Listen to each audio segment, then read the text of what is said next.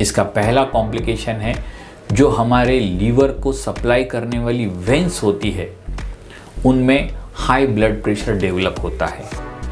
इस कंडीशन को portal hypertension कहते हैं। सिरोसिस की वजह से जो रेगुलर ब्लड फ्लो लीवर में होना चाहिए उसमें बहुत स्लोनेस आ जाती है। इसकी वजह से वेन्स लीवर को ब्लड सप्लाई कर रही है उनमें प्रेशर बढ़ जाता है।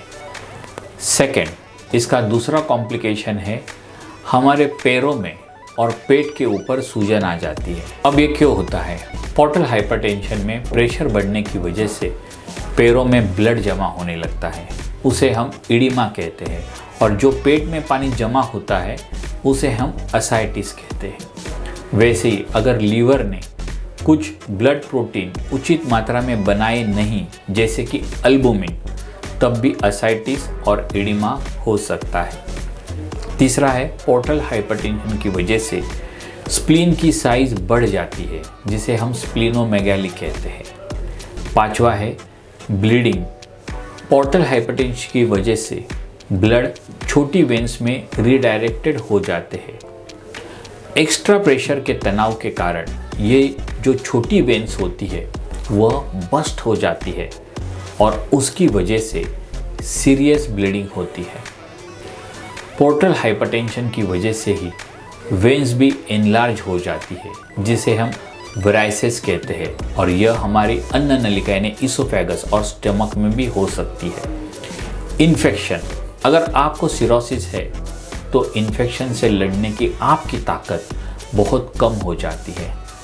कुछ समय अगर आपको असाइटिस हुआ है तो बैक्टीरियल पेरिटोनिटिस जैसी भयंकर सीरियस इन्फेक्शन भी हो सकती है।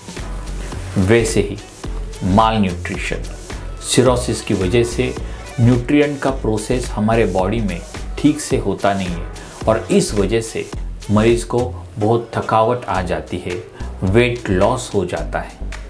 वैसे ही सिरोसिस की वजह से लीवर डैमेज हो जाता है और इस कारण ब्लड से टॉक्सिन क्लियर नहीं हो पाता और इसीलिए लीवर भी हेल्दी नहीं रह सकता। यही टॉक्सिन बाद में हमारे ब्रेन में बिल्डअप होते हैं, जिसकी वजह से मेंटल कन्फ्यूजन और कंसंट्रेशन करने में बहुत दिक्कत आती है, जिसे हम हिपैटिक एन्सेफेलोपैथी भी कहते हैं।